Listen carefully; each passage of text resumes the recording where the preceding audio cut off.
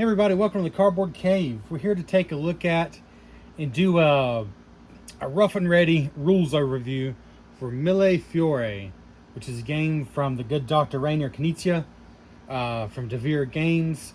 This is not a new release, but it's a game that's it's got quite a lot of traction, and it's been in and out of stock basically ever since it came out. And at least as of a couple weeks ago when I ordered this game, it seems to be back in stock at some of the usual places now, like Game Nerds, Miniature Market, etc. So, if you're interested, hopefully you're able to get a hold of it. Frankly, I'm at least interested in any game from Doctor Knizia. He's just one of the masters of pretty easy rules to depth of gameplay, which is just generally my favorite kinds of games are those that are strategically rich or have good choices, but aren't super heavy on the rules. Don't have a lot of unnecessary components. And for the most part, I very much find that true with his games. That's clearly a philosophy of his. So here we go. Now, I want to be very clear. I have just unpunched this game, set it out on the table, and read the rules myself for the first time. And I'm going to be perfectly frank with you. This is a very small channel with $0 in backing. I get 0 free games sent. I have 0 income revenue whatsoever from YouTube, from third parties, from patrons, nobody. Which is to say, if you get anything out of any part of this video, I would at least appreciate you hitting the like button, just to let me know, hey, somebody actually watched this. But second of all, I want to be very transparent and tell you the main reason I'm doing this video is kind of self-serving. Because having read the rules, this is a pretty straightforward game. But I'm just trying to wrap my head around everything all together and make it all gel for me. So I hope I don't struggle trying to show you how this game works too much. But part of the point of this video is so I will grasp it more firmly myself. Because I find when you actually say something out loud and you actually teach a game out loud, it really does become more cemented. So that might be too honest, but I'm just being honest with you. So yeah, there's the box, Mille Fiori. The theme is glassworking in the glittering lagoon. So you're becoming the most renowned glassmaker in the Laguna di Venezia. So cool components include these plastic, aka glass, diamonds in 4 different player colors. We're going to have this set up as a 4-player game, but I am not going to take turns for everybody. But here's the 4 colors: red, orange, green, and purple. Very cool. You got plastic pones down there. Zoop. Plastic pones in each player color. And you got these boats in each color, which are super duper cool. Plastic translucent boats in each color. I love those pieces. So there's a lot going on in this game. It's basically a point salad from the good doctor, which is not necessarily how I would describe most of his games. So we're going to, of course, give you a better view of what really matters here. Let's see. I think that's good enough right there. But this is almost by definition a point salad. So the board is, I guess it's supposed to be Italy, right? I mean, I think that's safe to say. Laguna di Venezia, which I'm probably pronouncing wrong. But you basically got different areas, 5 different areas. And I'm going to go and read off those areas because I don't remember exactly what they're all called. The yellowish area up here is the workshops.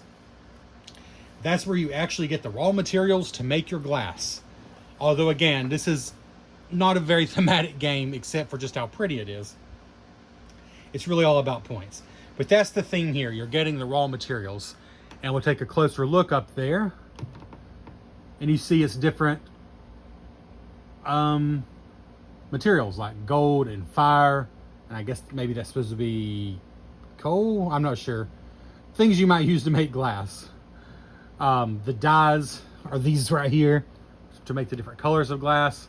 So that's called the workshop area.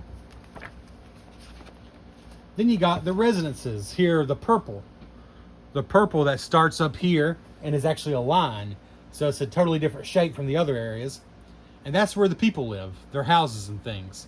You see there's some houses here, but it basically just makes a line around that side of the board. Then you've got the townspeople, which is actually both these together. They're split into two, but they really work the exact same way. It's just split into two for, I'm sure, gameplay balance reasons. And that's where that represents the town people. Like, this represents where they live.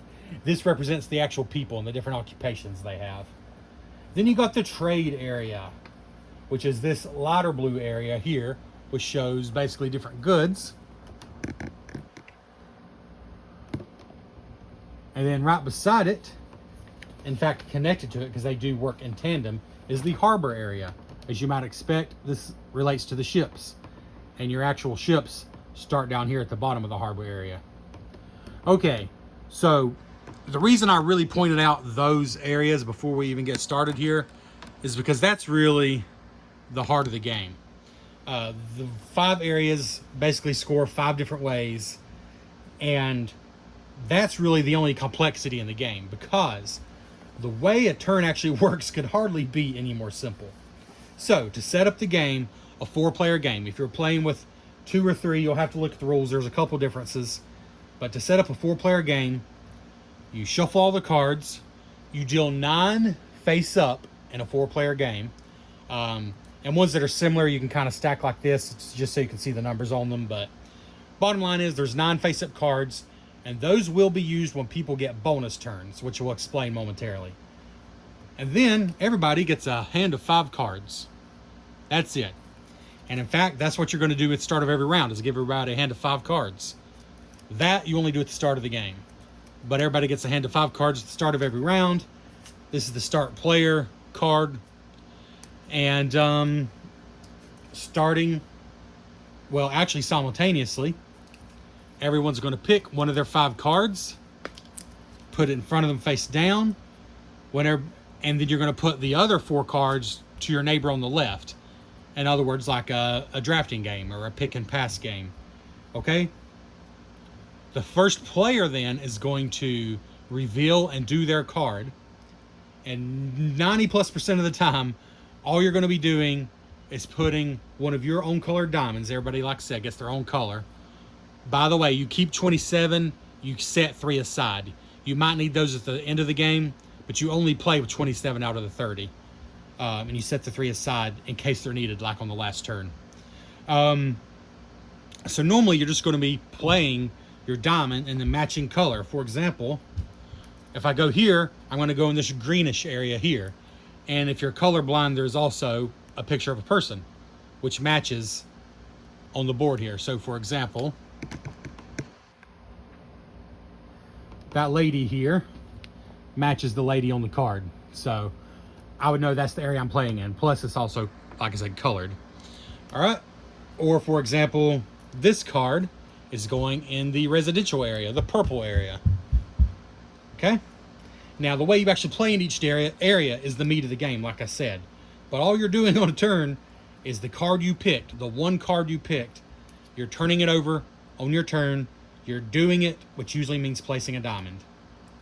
The other option is you're foregoing that option, and you're just moving whatever number it says right here with your boat, with your ship. I don't get the feeling that's going to be something you're going to do very often, but that is the other option. So you're either playing the card and placing a diamond, or you're just moving your ship how many ever spaces it says.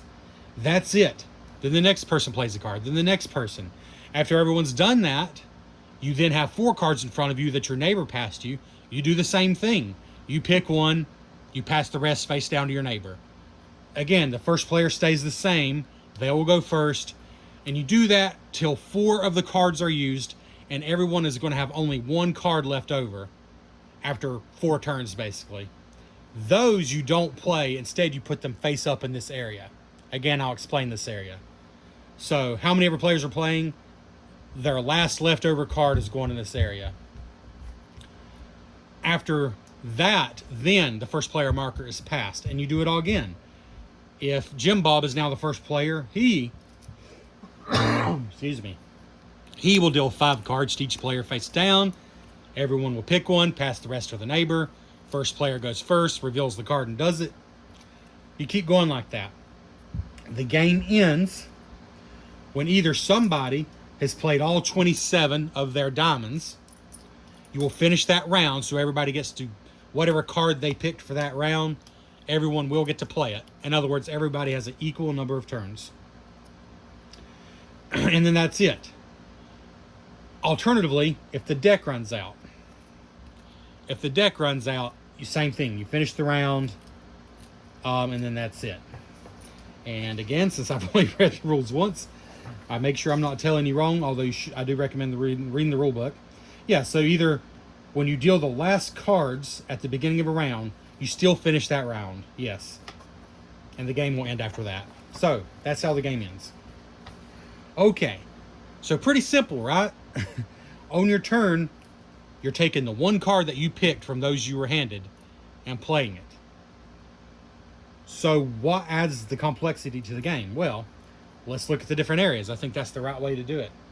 So, we'll start at the top here, and I'm going to zoom in and just focus on this area. It's also a very, very pretty board. I don't know how well that comes through zoomed out here with the camera, but it is quite a pretty board. So this area is the workshop area. So in order to play there, for example, if I had kept this card, let me show you how a card works first of all. This number only matters if you're using it for the ship movement. And that is simple, but I'll explain it in a minute. This, the color and the person is just showing you where on the board you can place it. So this will go in the workshop area.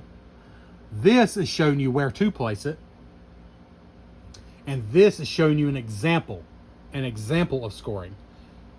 I will be honest, there are things in the rule book that I feel like I'm missing a sentence here. Like I feel like there could be a little more detail.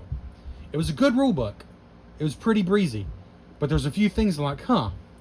But then I realized it's obvious once you have the cards in your hand. So there's a nice reminder on every single card of how the scoring works for that area. So, for example, this is showing me I can put a diamond in this area, and it has to be on the gold symbol because that was the symbol shown on that card. So let's just say I picked that one, okay? And what else the card was showing me is for this area, you score 1 point per adjacent of your color. So obviously that's just one, so I just score 1 point. I'll move my score marker 1 point and that'll be it.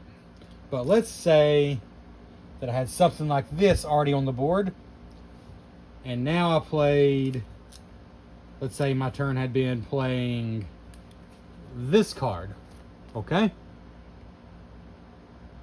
So it's just like the other card, except it shows the fire space. So like, let's say I went here. Now I'll score 3 points because I already had 2 that are adjacent. And it's considered adjacent left to right, diagonal. So like this is adjacent to this and to this. So that would be 3 points. But there's a couple twists that are on every single area of the board, but they work a little different in each area. First of all, you see these diamond shapes on certain connection points? Whenever you surround a diamond, in other words, if I had played this instead, that symbol, that star symbol here, is the same symbol in the back of the cards. And that's a hint to let you know you get to play an extra card. You basically get a whole free turn. And every single area on the board has something like that. The way it works on this one is if you totally surround this symbol, you immediately take a bonus turn. And I told you we'd tell you about these cards you set out here at the start of the game, and now's when they come into play. You pick one, and if people are really fighting for these bonus turns, there may not be many choices. If there's none out there, you don't get a bonus turn. But let's say, just to keep it simple, that I got the bonus turn, and I picked this card. And actually, it's not a bad card. Now I get to show you something else. Okay, so I get a whole nother turn with a free card because I surrounded that symbol. So this is the die. That's what that symbol is. And it's like the best symbol on this part of the board because you see you actually score 2 points per connected tile, because this is like the special die that goes into the glass. So this is a great card to have if you're trying to play in the workshop area. So let's show you that. Okay, so I can go on any of those die symbols, and here's one right here, so let's just do that. So now I got 2 points per connected if I played onto a die symbol with that tile. So that's 2, 4, 6, 8 points I got for that placement, instead of just the 4 it would normally be. Okay, so that's one special thing that's only on this part of the map, is the special die card is actually worth twice as many points. Okay, the second special thing is if you surround one of these stars, you get the bonus turn. And the final special thing, and this is also on every single board, it just works a little differently on each one, and I'll zoom in here to show you, between the cards and the board itself, the game does a really good job of putting reminders out there for you. I do wish there were reference cards, I will say that, but once I realized that, again, the cards themselves are kind of their own reference, because they show you how that card scores. So for example, this shows each of the 4 symbols here in the workshop area.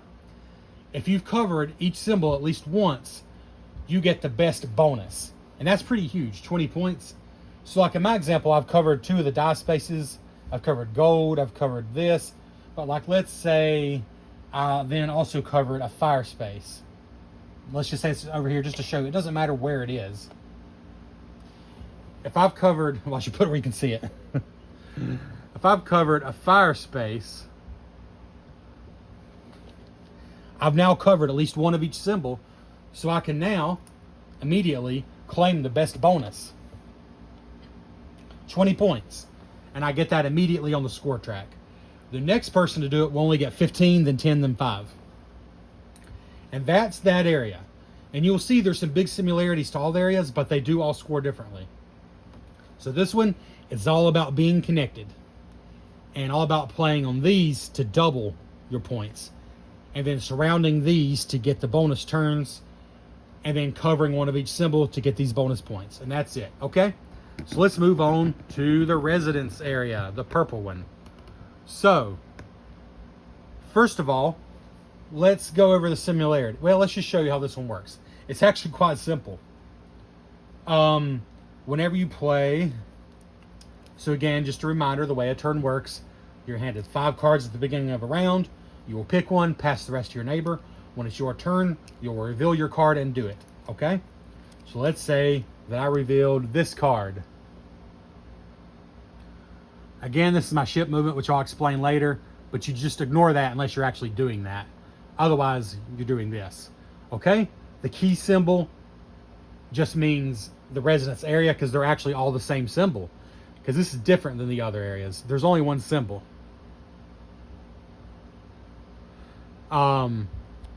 This is because the scoring, this may not be a very helpful reference because the scoring in this one is different, but it's actually pretty simple. The way it works is simply, let's zoom in a little here.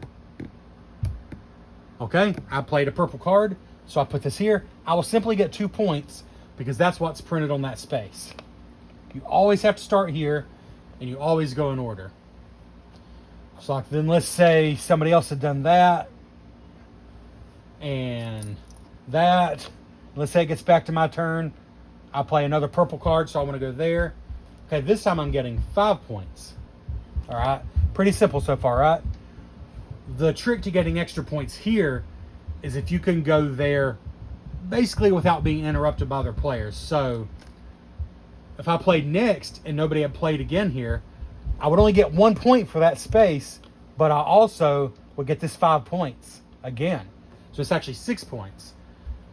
And you do that for everyone connected. So if I played here, I would get 4 plus 1 plus 5. I would get 10 points. So other people are incentivized to maybe go there and stop you from just getting a huge line, basically. Okay, so that's how it works. Pretty simple. How do you get bonus turns? Well, that is different. And it's actually printed right here. Anytime you play on 3 different numbers, you get a bonus turn. So in this example, I played on a 2, a 5, a 1, and a 4. So I definitely have met that.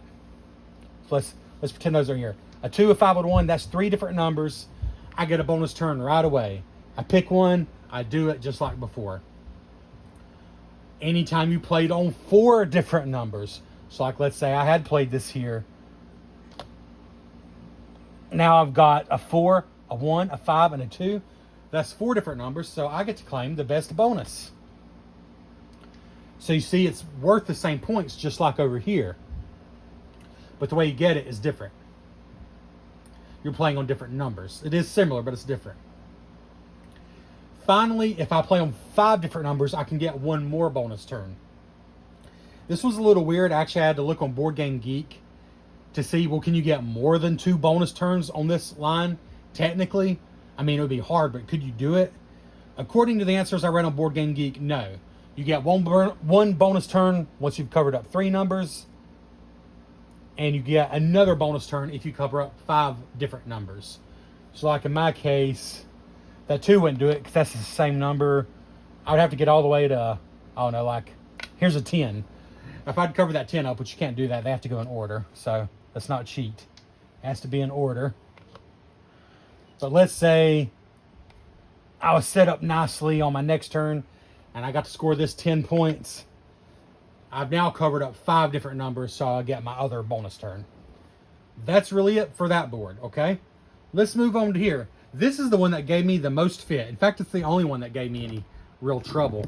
And it's not hard, and so I'm glad to explain it to you now that I think I finally understand it.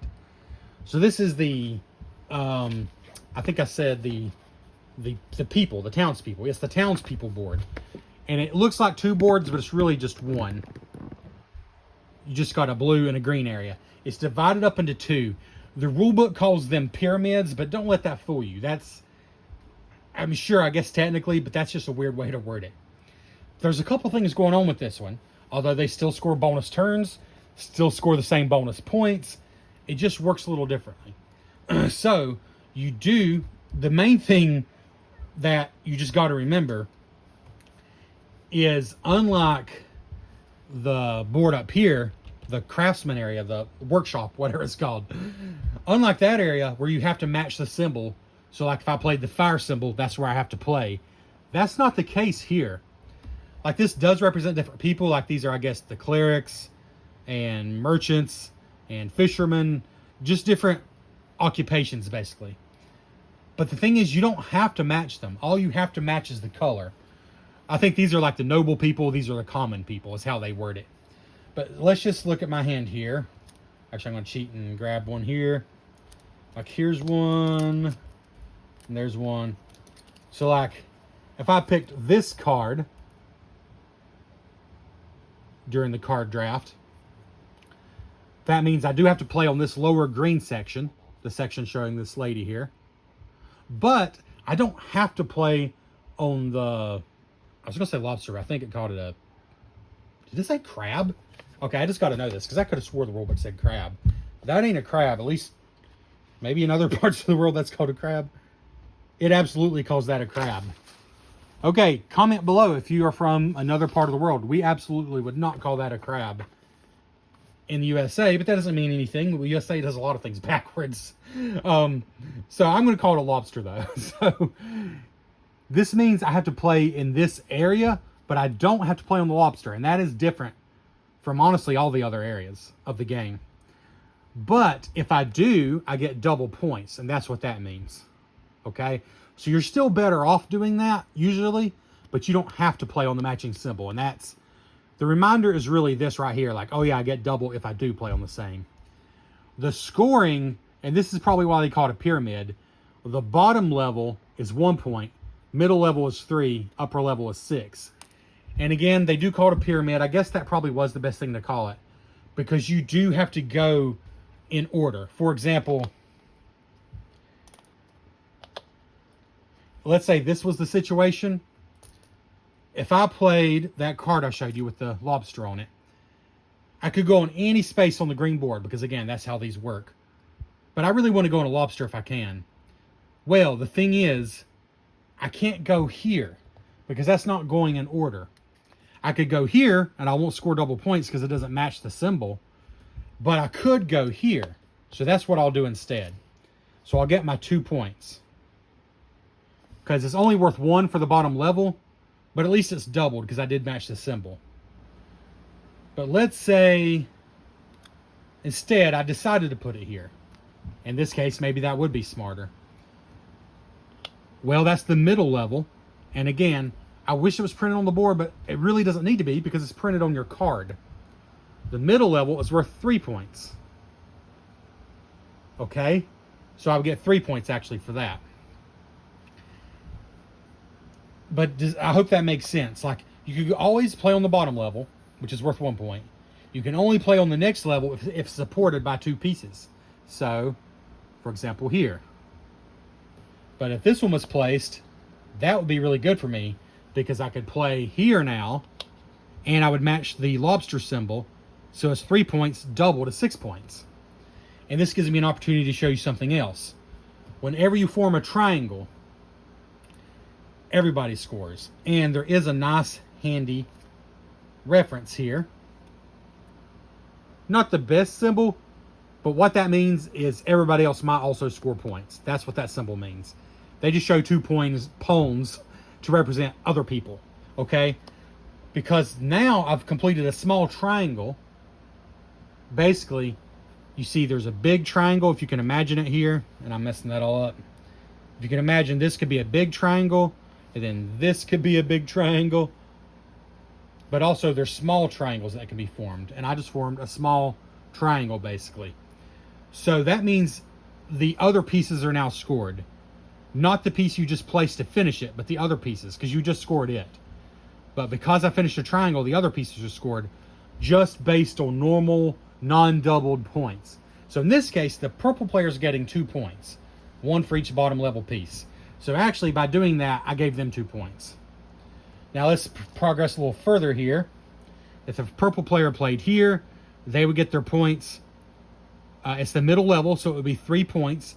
Unless there was a fish on the card they played, then it would be doubled to 6 points.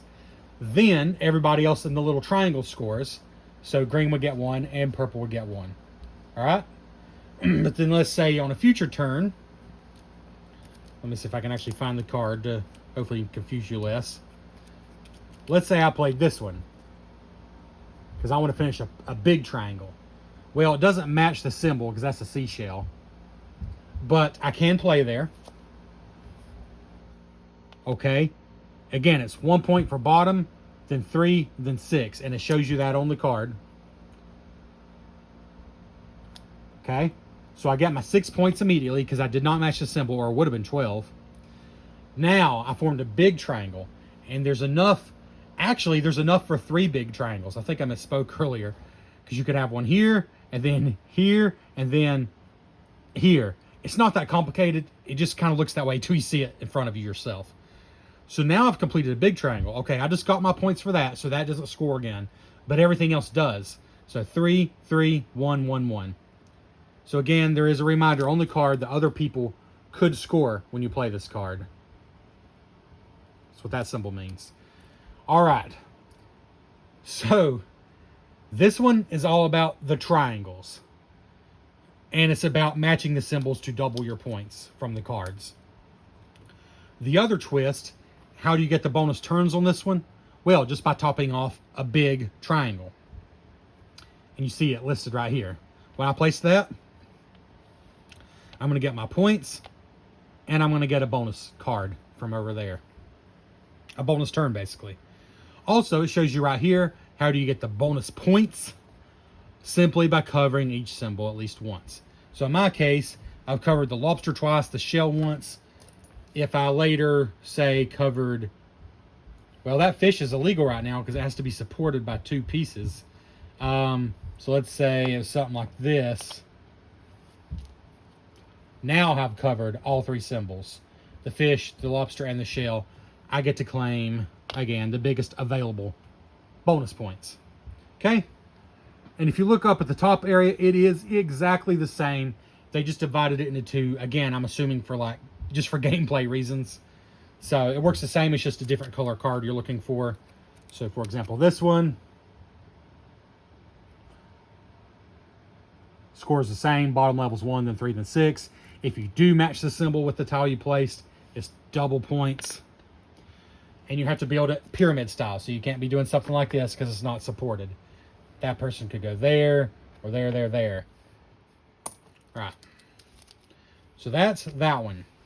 Probably the most complex one, but it's not bad at all once you get used to it. So let's move over to the final two areas that are connected. And I don't think are nearly as complicated as that one we just went through. Not that it's complicated, it's just a little odd. Let's see. Hopefully that's good enough there. So this is the trade area and this is the harbor area. And the harbor area is very connected to the trade area. I'll explain that. But so the trade area, that's the light blue ones. Here's one. For example, if the person had played the swan card, this shows other people could score and you just have to match it. You can put it on anyone you want to. All right. But because this is like the commodity area, what do they actually call it? I think they call it the merchant area. Let's see. Trade. They call it the trade area. Okay. This one's interesting. I like this one. So what this means is the tiles are simply worth a point per tile of that type that's already been played. Think of it as like stocks. The more popular the stock, the more it's worth, you know, vaguely speaking. So in other words, these swan vases are really popular right now, or whatever they're supposed to be. Well, not really popular. They're not. It's only worth 1 point. But let's say it was something like this. And again, it doesn't matter who's done it. Let's say it was something like this. And now it comes back to my turn and I play a swan. There's now 4 played, so it's worth 4 points. But the thing is, everybody scores for every tile. And that's important to remember on this one. So actually, in this case, I got 8 points and purple got 8 points because they're worth 4 apiece.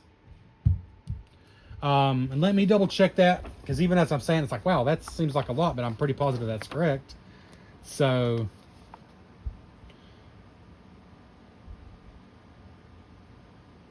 yes. So yes, in this case, we would both earn 8 points. Let's be a little more interesting though. Let's say it's something like this, and I decided to play that same card. Again, it does matter where I go, and that'll make sense once I get over here, but let's say for now I'll just go there. Okay, there's 3 plays, so I will get 3 points, but I actually gave my opponent 6 points, 3 and 3. So there's the way you get bonus turns on this one is when you give your opponent a good deal. And that's what this symbol means, a little handshake. I will get a bonus turn because they got more points off my play than I did. So whenever you take a turn here, if you gave any other player more points than you got yourself, a tie doesn't count. But if you gave another player more points than you got yourself, you actually get a bonus turn every time that happens. So that's pretty cool. How do you get the bonus points on this one? It's got the same symbols here as everything else. Well, that's pretty simple. It's just like, really just like all the others in a way. You just got to cover up each symbol at least once. All 4 of the trade symbols here. They kind of all work that way, just a little differently than each other. So that's all for that. And so that's actually a pretty simple area. It's just based on how many of that is already out there. But to make it more interesting, let's put a couple more out here and show you how this works. Maybe even one here. So now, how does this area work? So, you place one of your diamonds on an empty ship space, and it could be any empty ship space. But you don't necessarily get points right away when placing on the ship space. It's only when the fleet is complete. In other words, when all 3 spaces in the line are filled, the fleet goes away. And each person in that fleet gets points for every diamond of your color in that fleet.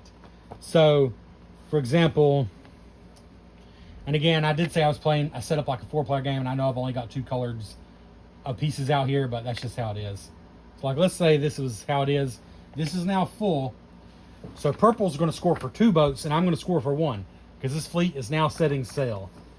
And the way the fleet scores points is based on how many commodities are in their line. So you just kind of imagine these boats are pushing these commodities out to sea, to other countries. So, and I think that is written on the cards. Again, it seems like it should be on the board, but at the end of the day, it doesn't really matter because it's on the cards. And here we go. Here's an example. So these cards are all the same color, the same person, because it's just one big area, basically. So in this case, it's showing me other people could score, and it's 1, 3, 6, or 10. So a maximum of 10 per ship. So in this case, purple racked up because there are 3 commodities in that line when they finished the row, or when green finished the row, either way. So they're going to score 6 points per ship.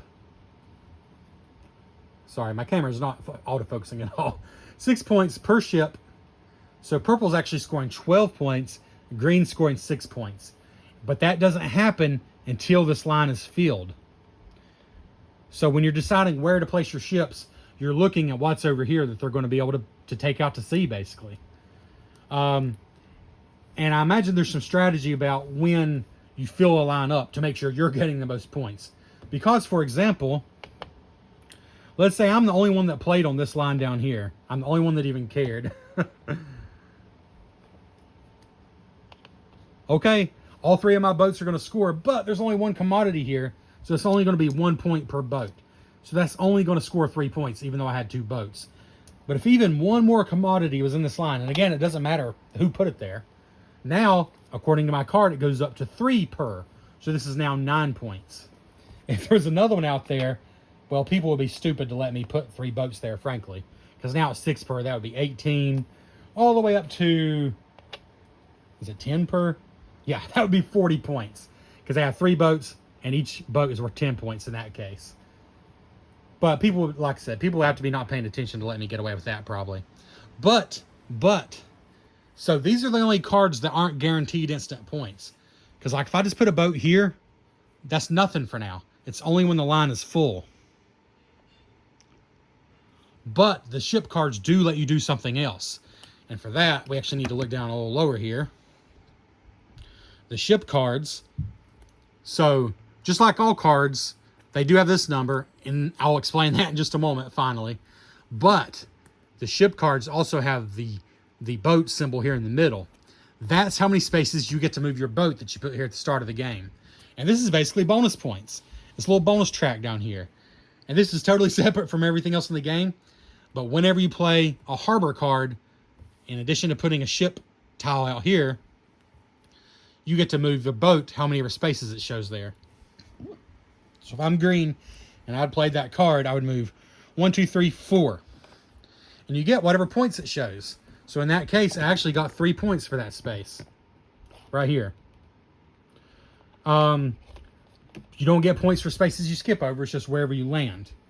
And it said nothing about sharing spaces, so I think that's fine, if another player's there.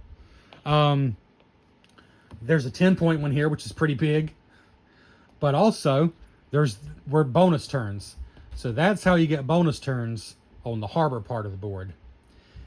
And there's actually a potential for 3 bonus turns. If you make it to here, there's another one. All the way to the end is 10 points and a bonus turn. But that's as far as you can go with your boat. You won't be moving your boat anymore.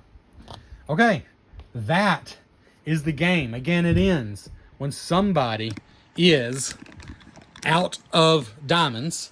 Oh, except I told you, if you ever want to take a turn and not play a diamond, which I can't imagine that, but maybe, I don't know. Maybe you're just going to set somebody else up for success. So instead, you can just use this number and move your boat that many spaces. Okay, but that's all you get to do. That's your whole turn. And all the cards have that on there. Like this one's 3. Every single card does that as an option. So that's your other option on a turn when you play your card, is you totally ignore all this and you just move your boat. That could be your whole card. All right, so I said you set aside 3 tiles at the start of the game.